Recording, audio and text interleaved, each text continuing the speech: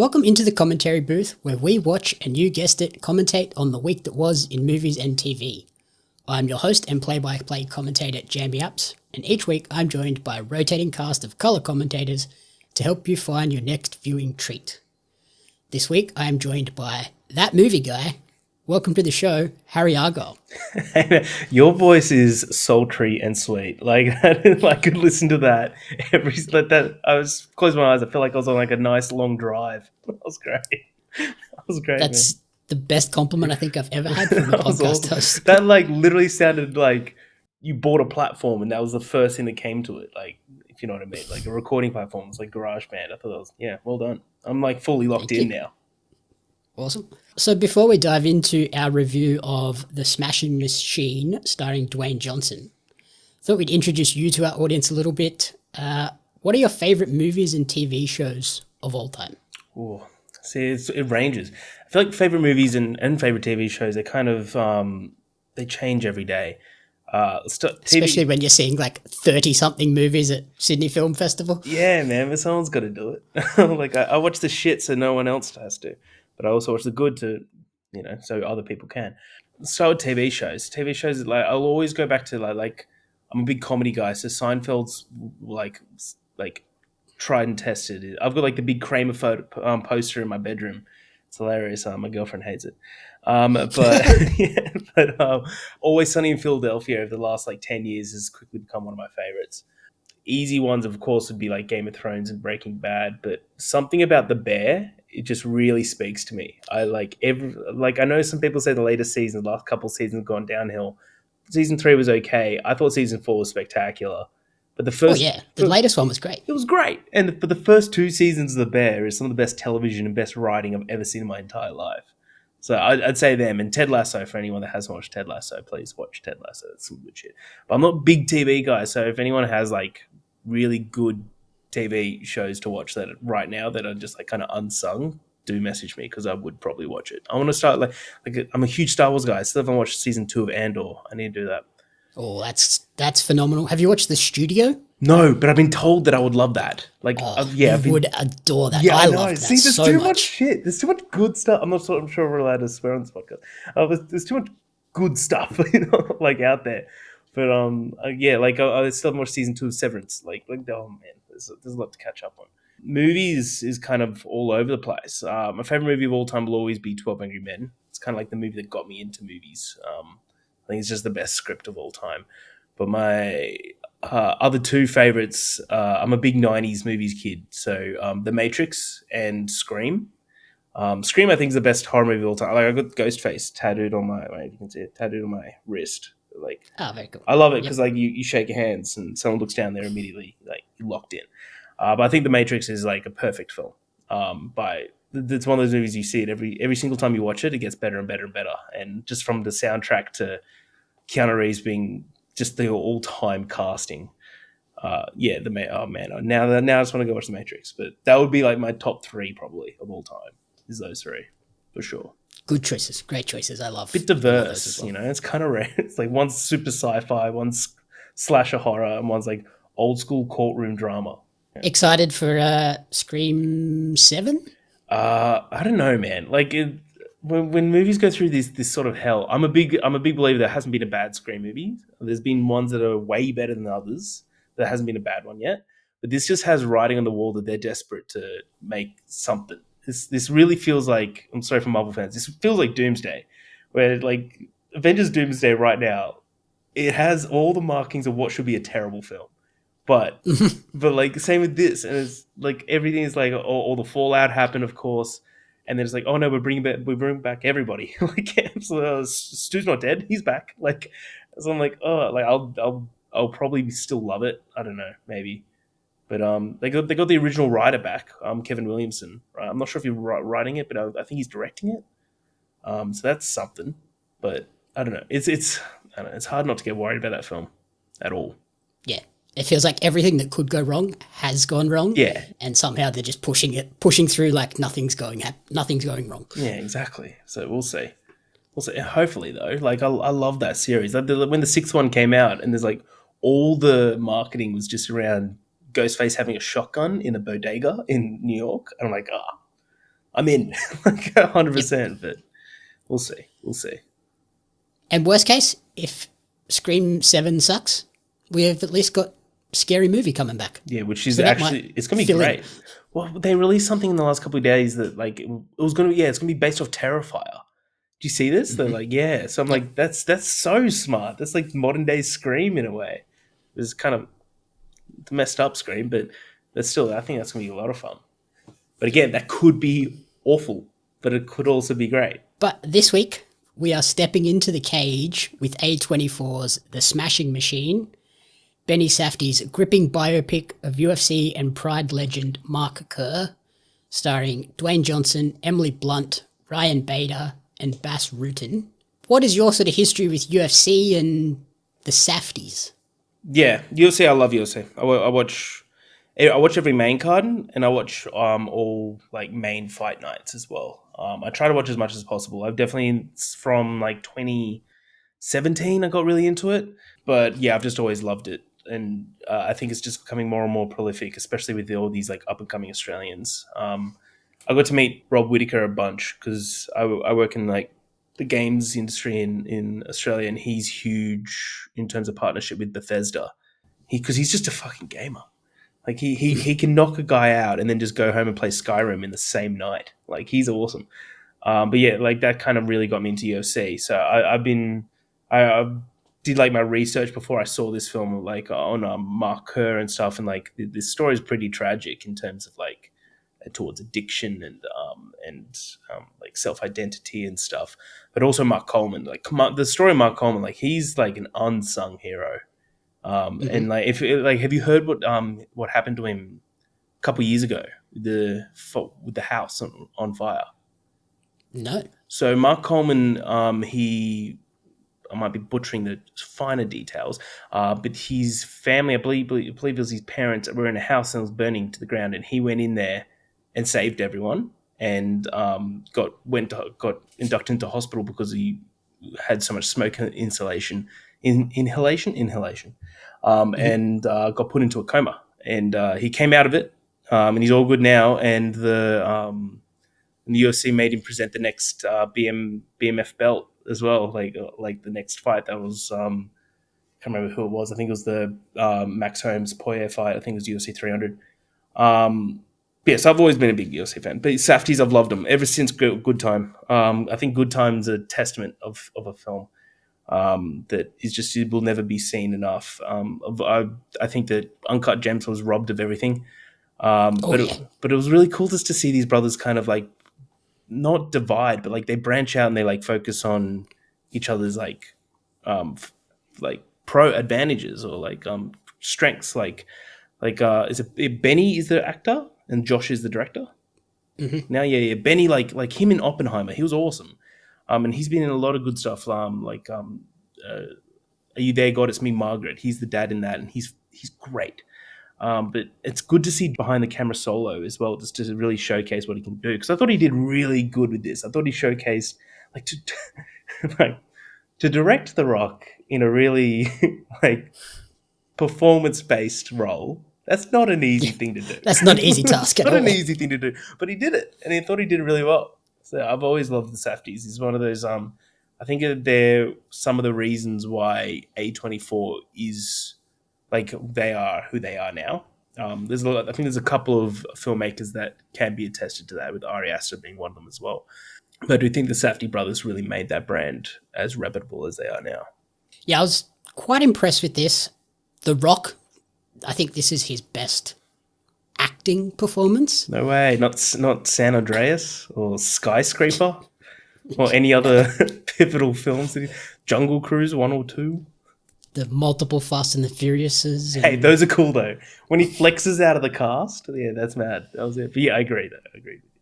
He's a stint at DC where the balance of power was about to change, and then it changed so much that it collapsed in on itself. He amped that movie up like nothing else. That movie was dog water. It was awful. Yeah, Black Adam was not good, but yeah, I thought he was good in this. He's still. I feel like this was the best role to put him in to have an acting performance, because it's It's pretty close to Wrestling. Dwayne Johnson, the real person, as well. Yeah. It's not like he was stretching well beyond his range. Yeah. Yeah, agreed. Like I finished the film, like that was a really good performance, but like you'd say that, I mean that like just acting wise baseline. So any other actor, if they did that, I would have said it was just a really good performance. The fact that it was The Rock, I thought that was excellent. But every scene that he's in with Emily Blunt runs rings around him in terms of acting talent. There's one scene in particular, I'm not sure if you want to go into spoilers or I don't think you will because the movie hasn't come out yet.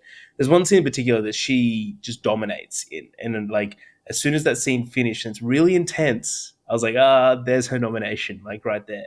Like, she just takes one scene just to do that. But I thought her character is just in some ways really sad, but in some ways despicable.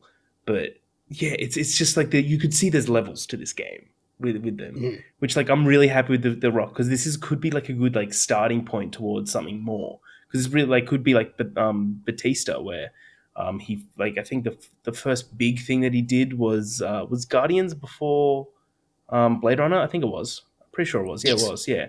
But you see, like you go to Guardians, and then you go to like what he's doing now. Like I thought he was brilliant in Knock at the Cabin.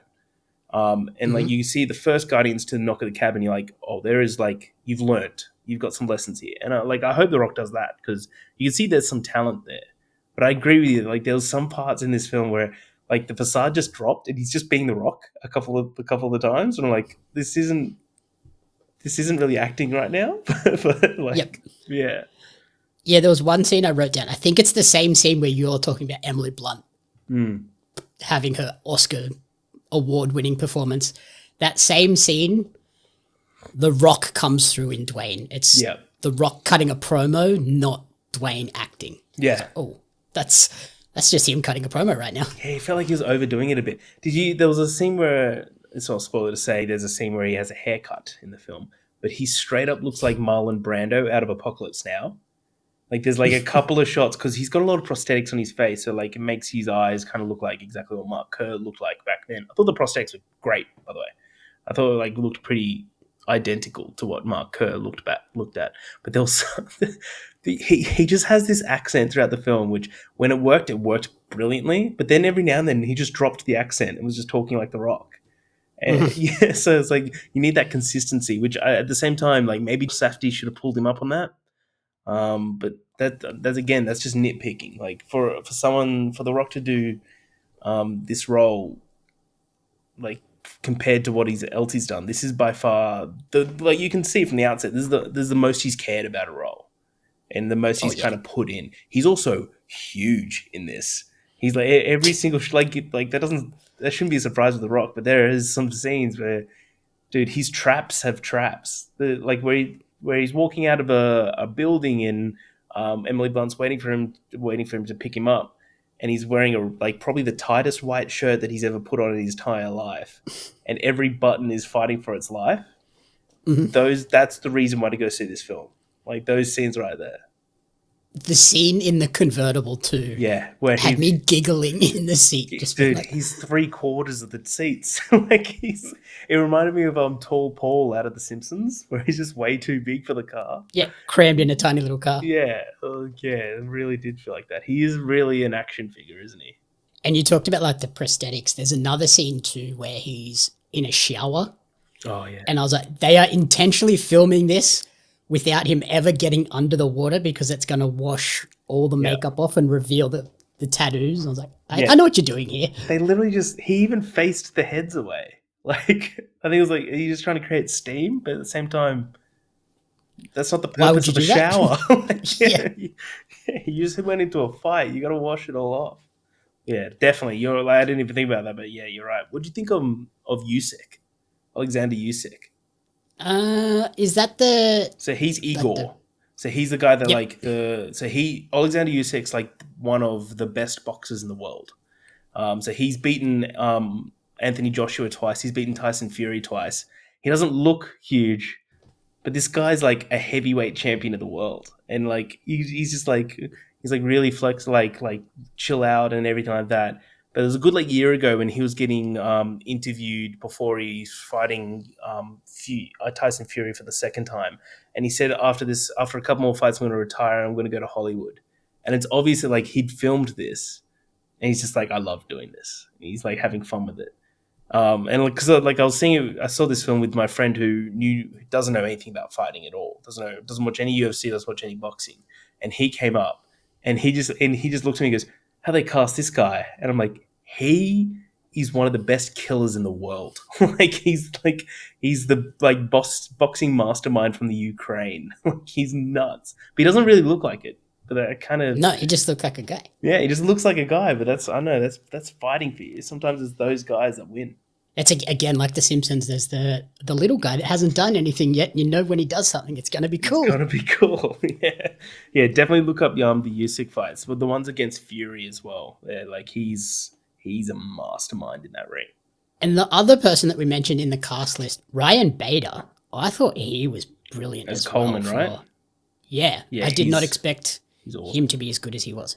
Yeah, he's awesome. So he used to fight in Bellator, which is like a subsection of, not a subsection, but it's like a different company from UFC. It does MMA.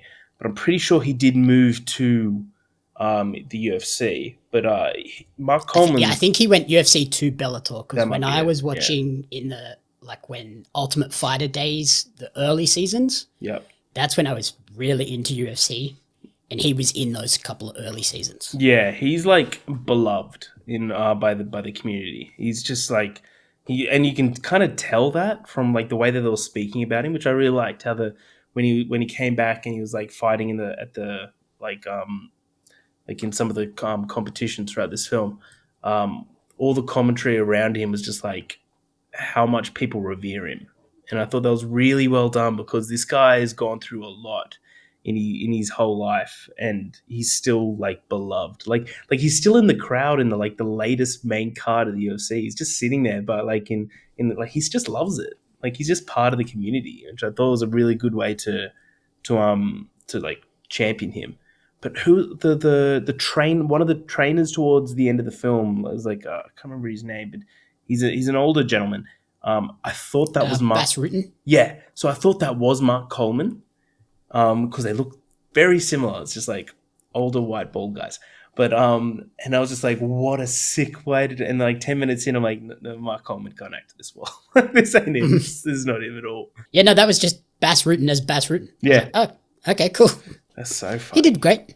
Yeah, he was good. He was really, really good. I thought he was really, really good. I thought everyone in this film did a really good job. I don't think there was a bad note in terms of performances. There's a lot of light on The Rock, which you get, like, that's the whole selling point, is The Rock's finally doing a serious film. But, man, Emily Blunt better be nominated. Like, if anyone's getting a nomination from this film, I do think The Rock's getting nominated. I think this is just like a swan song story that the Academy is going to love. But I really hope that Emily Blunt gets some sunshine, because I think she's such a brilliant actress in everything she does. And she's going to get an Oscar eventually. Why not for this? Yeah, like I think this one, it shows, like you said, there are levels to it, because she's at moments where you really hate her because she is doing some horrible things. Oh, yeah. But then it progresses and it breaks your heart to see her struggling as well. So yeah. It's like, yeah, she just does a great job of having those different dynamics, and sometimes at the same time, where it's like, yeah, that is a real human interaction, because she's doing a terrible thing, but she's doing a terrible thing because she's struggling with what she's getting in return. Yeah, exactly. And then obviously with this being a sort of UFC MMA themed film, what did you think of the fight sequences? I thought they were good. I thought it's just such a Safdie move. I thought the needle drops were kind of weird. They were like the song choices for those fight scenes specifically were like very odd and kind of jarring, and kind of took you out of it. But I'm going in with the comparison of Warrior. I'm not sure if you've seen Warrior. I think Warrior is like one of the great sport films. The fight scenes in that are awesome. They're very visceral. Whilst this more felt like you're watching it on TV. You know what I mean? Like, rather than it being super real, it's more like they touted it as a show rather than an actual fight. Yeah, these felt very WWE wrestling Yeah. portrayals of a fight. Which is a very Safdie thing for them to do. Like, they do a lot of that sort of stuff in, like, Good Time, where they do the needle drops that, like, kind of make you jarred a little bit. But I feel like that didn't necessarily work for me in this. I feel like it kind of just took me out of it a bit too much, if you know what I mean. But the actual choreography I thought was good. I thought it was really cool. I thought it was really sound. Like, at times I was like, oh, this is a bit basic. I'm like, wait, no, fighting was, compared to nowadays, fighting was basic back then. Like, it was very much more caveman style of just punch until they can't punch you. Whilst now it's just like fully into mixed martial arts, Brazilian jiu-jitsu, like everything like that. But whilst like they even said it, they made a point of it that like they normally, like, a fighter has one style that they stick to. Like, Mark Coleman was a grappler. Mark Kerr was like a boxer, and that was it. Like, he like hardly ever grappled. So they kind of just, that's like what it was back then. So that's kind of what the choreography kind of felt like. But I just felt like the needle drops are just too much at times. Yeah, there were moments that I really enjoyed, and then there were other moments where I felt like it's too Hollywood. Like, it didn't, particularly for Mark Kerr, whose whole aura and history was that, yeah, he would take people down and just absolutely smash them into the ground. Hence the Smashing Machine name. And it's like, I didn't get that brutality from this movie that I wanted. Like, have you seen the Smashing Machine, like the documentary? No, I didn't even know there was one until I left this film, and I was like researching it after. I was just reading up on it, and I saw that. Is it good? Yeah, it's great, and it shows like those really brutal moments where he was in this movie. There's a moment where they talk about the knee strikes to the top of the head were sort of outlawed. It was because of Mark Kerr that they were outlawed, because he was doing that to people and just destroying dudes. Yeah, it did look like it, didn't it? It kind of felt like, yeah, we didn't get what Mark Kerr was infamous for. It was kind of used against him, and I can understand their approach to it, because if they'd gone that way, it's hard to love a guy that's just brutalizing people like that. Yeah. But also that's what he did. It's what he was known for and what made him so popular initially. Yeah, because he was flown around the world because everyone thought he couldn't be beaten. Like, he was like it's literally Gladiator. It's modern day Gladiators. But yeah, you're right. Like, that whole movie, like, in terms of the knee strikes, it pitched him as the victim. Which, that's hilarious. He definitely wasn't the victim. Now you say it, yeah. Because his whole shtick in UFC in the early days was just like, he would monster people. He would maul them. Like, he would just like put because he was always the heaviest.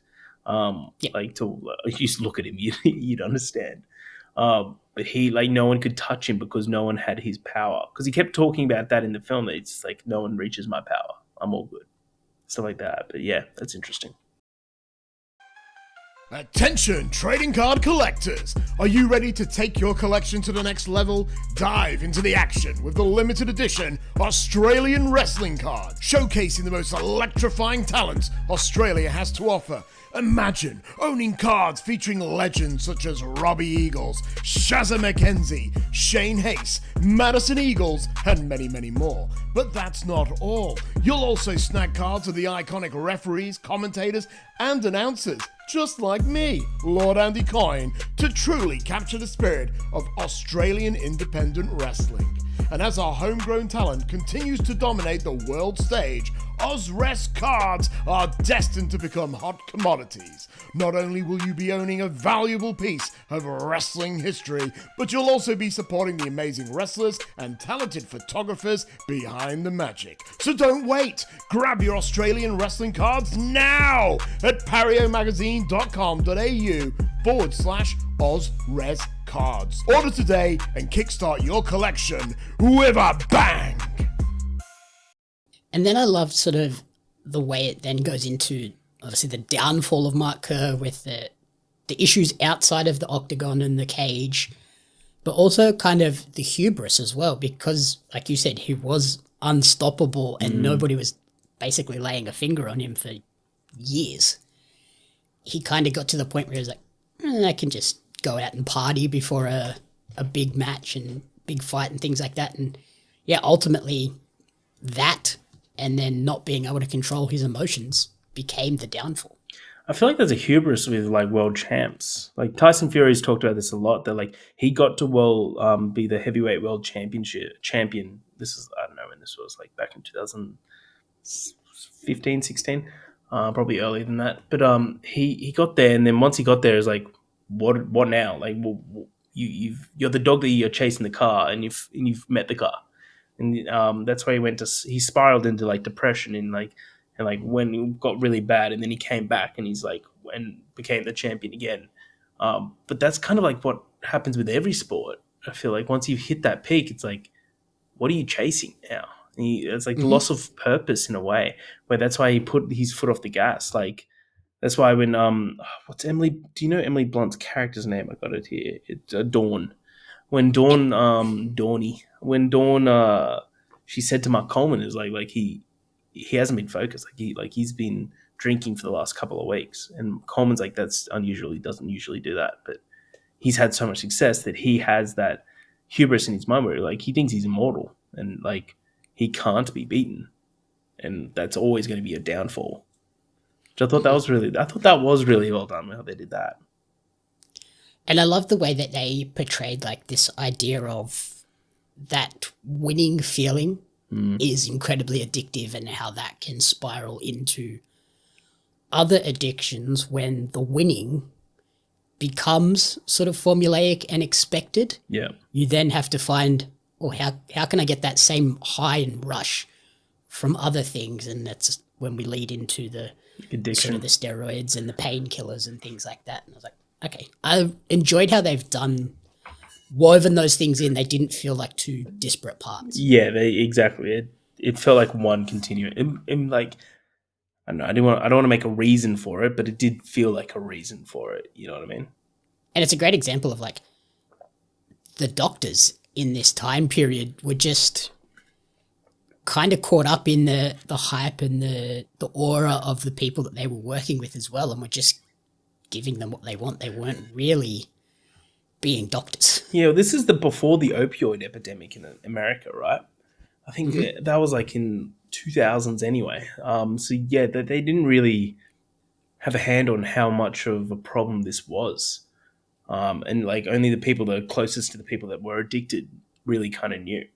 But I feel like if this happened nowadays, it just wouldn't happen. Like there's so much testing in the USADA pool that like you just couldn't fight. So yeah, it's definitely like a lawless land back then, for sure.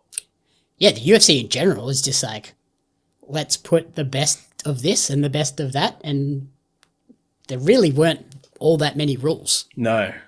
Mark Kerr would definitely be fighting on that White House card that's coming up next year. He would 100% be fighting on that. Yep. Yeah, like I remember some of those early UFCs, like when we got the VHSs and the DVDs of, yeah, there were dudes just in like street clothes, and then they'd go up against like a karate guy in full gi, and it was like, oh, okay, cool. Yeah. This is wild. It was Gladiators, the Colosseum type thing. It's literally Tekken. Like it's literally like, yeah, they shouldn't be fighting each other at all. But like now you look at it and there's like each champion of their division has mastered each version of fighting. Like all round mixed martial artist, which I think is pretty cool. I did notice a couple of sort of nitpicky continuity factual errors in this as well. Oh, yeah. There was a moment early on in one of the early UFC fights that is portrayed in this where Mark Kerr comes out and there's like a referee or a UFC official flanking him, and the logo on the shirt was the current UFC logo, not the old octagon with the like fighter in. That's right. In it. Yeah. Wow, I didn't even notice. Wait a second. I would like. Why is there this perfectly crisp, clean silver UFC logo? That's not right. Now you say it, I can remember it, but I did not pick up on that. But that's very true, because that came in like mid 2000s, and this was very much before 2000. Yeah, that's hilarious.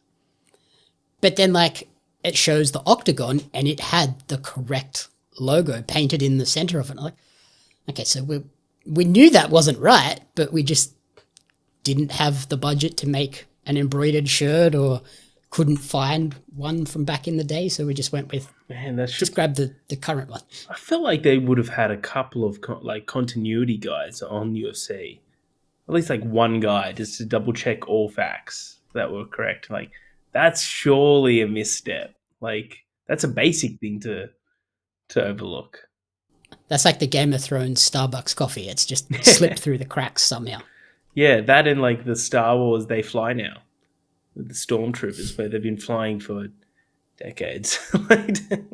The other sort of sports things that I noticed too. What did you think of the classic sports movie training montage on the comeback? Yeah, it wasn't as good. Like I love a training montage. Like I think Creed 2 has one of the best in modern time.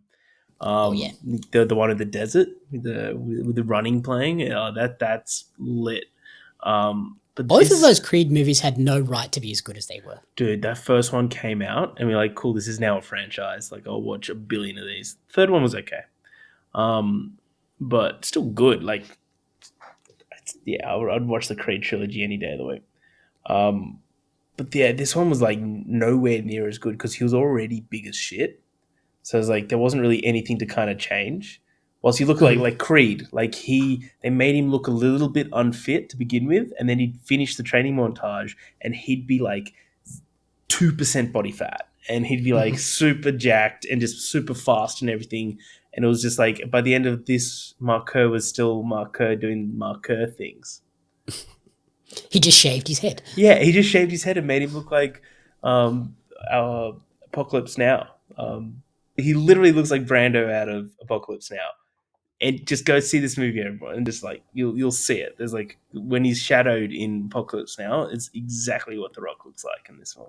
And then ultimately we get to the end, and this one kind of subverts the Hollywood happy ending trope of the sports films, which is kind of in key and in tune with sort of some of the Rocky films as well. Yeah. And yeah, we find out that Mark Kerr ultimately didn't end up being the great hero of Pride and winning everything like they kind of expected. What did you think of that subverting expectations ending? I'm glad they didn't kind of Hollywoodize it. Yeah, same. I thought it was good. Like I think there's a difference between that and the first Rocky, at least, because like the first Rocky was just that he survived 12 rounds against the world champions. Just like some schmo off the streets could actually have a shot. And that's what like the main story like. But this is just like super amping up that he can do it, and then he's like, "Oh, he didn't do it," and he stopped, and he like kind of blacked out. But it's okay, and he's like, it's more just like himself being okay with defeat, rather than like that first time he completely like became a train wreck. And he loses it on that first one. Yeah, so like I think that's more of the why I didn't mind it, because it's like it's more of like a self victory, because you can not, destroy yourself after one misstep. I think that's really good. Yeah, I think that's the key takeaway from this movie, to like for people to understand it. Yeah, you can have stumbles at the finish line and not achieve your dreams, but it can be okay. You can still come out of it fine on the other side. And I love the little moment at the end. We won't spoil it, but there's a person that pops up at the end. I was like, I love this scene. Yes, so did I. It was such a nice little okay. So cool. did I. It like really fills you with joy. Yeah. And it almost felt kind of paparazzi-esque. It didn't feel set up at all. No, it felt real. It definitely felt real. Like it felt, I'm trying to describe it without spoiling it.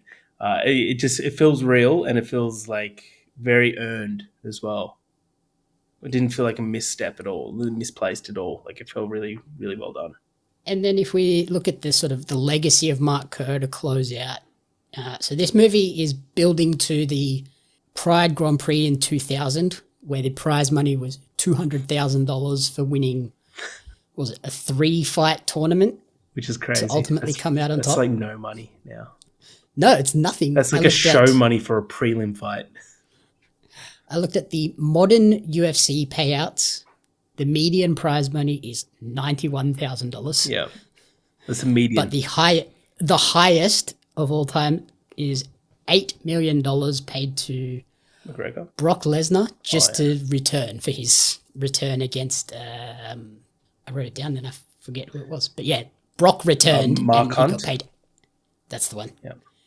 Paid $8 million just to step foot in the octagon, not even win. This is just to show. Wild. Yeah, like there's been. Like, I think we can take Connor out of it because McGregor just has like that money's ridiculous. It's like that's not even UFC money. That's just brand money. But like Volk was paid heaps. When he's was champion, like he had like a base of just show of 1.5, and there was like a year where he kept fighting like 4 times a year. Yeah, he's had like multiple years where he's had 4 or 5 in a single year. Dude, like, you are nuts. Volk will always be my favorite fighter, especially now where he came back at 36 and beat up a really young like Brazilian Jiu-Jitsu master and like got the title again just because he could. Like if he retired after getting knocked out by Pario, no one would bat an eye. Like he's got a legacy. He's one of the GOATs. But he's like, no. That belt's mine. I'm coming back. He's got that dog in him. But he very like the just the show for the champions. The show amount is always going to be around the minimum. But then you've got the pay-per-view points as well on top of it now, where champions, once they become champion, they get a cut of all the pay-per-views for that fight. So when Volk was champion, let's say like he got around like $1 million to show, then I think it was like another $700,000 to win, and then he'd get like another like $800,000 just on pay-per-view points, and then he'd get all the endorsements. The guy's walking away with probably $5 million from the fight. And he's doing that 4 times a year. Like, no wonder he owns like a gigantic farm just outside of Wollongong and just like disappears. Like he doesn't need to do anything. Yeah, I think every now and then you'll catch him at like Shell Harbour or something eating a random pie and doing pie reviews. I'm like, what is this guy doing? I met him last year at the Furiosa premiere, and he's the nicest guy of all time. He's like, you wouldn't pick that he knocks people out. Could kill you in 2 seconds if he wanted to. Like I'm not a tall guy, but I'm way taller than him. And I'm up against him. I'm like, anyone looks at us, they would probably think that I could have a stake in this fight. This guy would destroy me in every way possible within 10 seconds, and I'm totally super self-secure and can say that, and I'm totally okay with that. Guy's awesome. Yep. Watch more UFC, guys. UFC is awesome, especially modern UFC. It's great. So then on our closing thoughts, where would you rank the Smashing Machine for A24 sports films? What's the other ones that they have? Uncut Gems is definitely up there. Would you say that's a sport movie? I think Uncut Gems is better. Like, I loved Uncut Gems. I think that's one of the most... Uncut Gems. It's one of the most stressful movies of all time. Like, it's up there. I don't know. Just going through the A24 movies. Yeah, so like Iron Claw, is it better than Iron Claw? Oh man, no, Iron Claw's so good. No, I think Iron Claw made me cry. Yeah, and I knew what was coming, and they don't. That's like half of their story. Yeah, agreed. A24 sport movies kind of there isn't that many of them because I know that Marty Supreme's coming out. That's A24, isn't it? But is that I think so. I'm not sure if that is a sport movie. I know that's like a sport. Like here we go. Yeah, it's about a ping pong player. So yeah, it would be a sports movie, but we haven't seen that yet. I think the movie's gonna fucking rip. Sorry to swear. I think Marty Supreme's gonna be amazing. But it'll be one of those sleeper ones where you go in there going, a ping pong movie. This can't be that good. Yeah, exactly. What the hell was that? Exactly. But yeah. So I think I just googled it, and we've got the Iron Claw, Uncut Gems. Uncut Gems is better.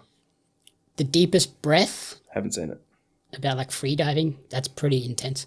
Oh, cool. I love Waves. Looks like a surfing one. Waves is great. Waves is great. Might be Lean on Pete.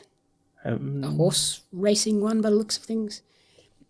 And then they're counting the Stephen Curry underrated documentary. But We're not counting that. I don't think you can count documentaries. That's cheating. So like, it might be towards the bottom, but like, that sounds bad. But like, it's just because it's against really good company. Like, I think that I'm not sure if I'd say Uncut Gems is a sports movie. I can kind of see where it's coming from with the sports gambling, but I would prefer Uncut Gems from it. I prefer Iron Claw from it, and that's like the only ones that I think I'd prefer Waves from it as well. So it would probably be toward the bottom, but like, that's still like I give this movie 4 stars. I think this movie is like great in its own right. I think it's a really great stepping stone for Dwayne. And I think this is just like another testament for Emily Blunt, that she's just such a powerhouse. Yeah, so it'll probably be towards the bottom, but that sounds like it's a bad movie, which it's not. Mm-hmm. Yeah, I think like A24 in sports, like if you say that, I'm in. Yeah. There are so many others that I'd be like, yeah, I'll watch that. Yeah, like I think Universal Pictures horror sport movies are kind of dwindling. Like the new Him movie, that's like the whole marketing campaign is dwindling on it being a Jordan Peele movie when he didn't direct it at all. He's just a producer. He probably just read the script once and gave 2 notes and like, cool, producer. And apparently it's not good. So like that's what I'm hearing a lot behind the scenes.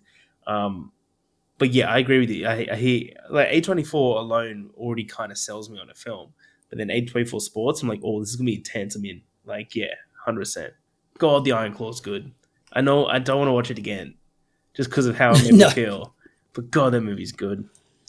Yeah, that scene at the end. Yep. The boys playing football. I was like, Jesus Christ. Yeah. You got me. I knew it was coming and you still got me. The scene with Jeremy Allen White in the kitchen, where something's revealed about him, that really got me after he was out late night driving or riding his motorbike, I think. Yeah. That was gnarly. And yeah, like I loved that because I'm obviously a huge wrestling fan. Oh yeah. So like there are so many other wrestling stories in that similar vein where I'm like, I would happily let A24 do that. Yeah. Eddie Guerrero. Yeah, I was about to A24 wanted to do an Eddie Guerrero film. Yeah. First day, I'm there. Yeah. Oh man, that'd be so good. They probably have already got their like stokes in the fire for that. Probably. I would assume somebody's pitching that constantly to like Chavo, who worked on Iron Claw. Yeah, well, like they've already like A24 has a really good relationship with UFC and WWE, obviously because of Iron Claw and Smashing Machine. And UFC and WWE are now the same company; they're under the same parent company. So, like, I reckon they would go into those stories for sure. Like, they've got the license for it now. You know, why not? Mm-hmm. The other one that I pitched when we watched Iron Claw was it'd be a very tough one to sell. Can I guess? Was it Chris Benoit? Yeah, I was going to say. Yeah. That'd be, oh man, the casting for that would be brutal. It would be brutal. Yeah, I don't think you'd get many people wanting to take on that. No, because it could destroy your career. It could absolutely. But it could easily win you a plethora of awards. Yeah, it would. But that's, yeah, there's only specific studios that I would trust with that story, and A24 would be one of them. But anyone else would kind of, oh man, sensationalize it. Yeah, for sure. Like, I could see that being made into like a Netflix show and getting like everyone gushing about him. But like, oh yeah, it could easily get the Ryan Murphy monster treatment. I was thinking Dharma. Don't do that. Yeah, I was thinking Dharma as well. Yeah, yeah, I agree wholeheartedly. When you said like they should do other WWE, WWE stories, I immediately thought Benoit. Brilliant. Alrighty, so yeah, you rated this one 4 out of 5. Yeah, I think I'd be in a similar vein, around the 4 area, because it's really solid. I just would have liked it to be a bit more kind of brutal and capture that Mark Kerr aura. Yeah, I thought the best parts of this film, which is crazy, is outside the ring, which is totally okay. But if they just did a little bit more, just change the songs, and it would capture me a bit more, and that might have been it, because the choreography is all right. But yeah, like him outside the ring, I thought was really great. But like, again, inside the ring, The Rock is dominating, like in terms of like his physical presence. Like, he's really great at that. But this is a good stepping stone for him, I think. Alrighty, thank you everyone for listening to the commentary booth. If you enjoyed the show, please remember to rate, review, and subscribe on podcast services and on YouTube. You can follow Harry on TikTok at the.movie.guy. What's coming up on the horizon for you? Well, man, just got. I do a podcast every week called Love, Death, and Movies. Me and my co-host Ash, we kind of just use it to kind of get through our Letterboxd watch list. So just like watch a movie a week. It's like Oprah's book club, but for movies. So every 2 months we do a different genre. So we're about to finish up with Steven Spielberg. We've been doing Spielberg movies for the last couple of months. And I got to watch Schindler's List this week, and I'm not really looking forward to that. Oh, that's going to be rough. Who the hell chose that? I think it was Ash. No, I think it was actually me. But it was one of those ones like, I don't have to do it for 2 months. Now I got to do it. But yeah, so we're doing that, and then we're going into a couple of months of horror remakes. So horror movies that are remade. So really keen for that. But yeah, so follow me on everything, but specifically Love, Death, and Movies on everything that you can follow anything on. Awesome. Alrighty, and you can follow me on social media at JamieUps Media and at Pario Magazine. Thanks, Harry, for joining me, and we'll catch you at the movies. Pleasure.